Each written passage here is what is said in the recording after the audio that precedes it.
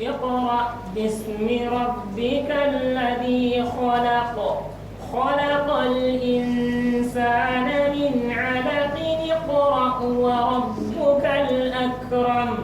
الذي علم بالقلم علم الإنسان ما لم يعلم كلا إن الإنسان ليطغى أن رآه استغنى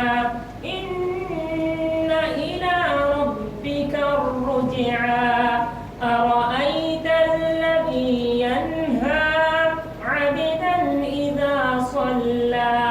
أرأيت إن كان على الهدى أو أمر بالتقوى أرأيت إن كذب وتولى ألم يعلم بأن الله يرى كلا لئن لم ينته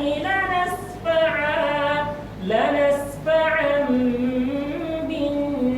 بالناصية ناصية كاذبة خاطئة فليدع ناديه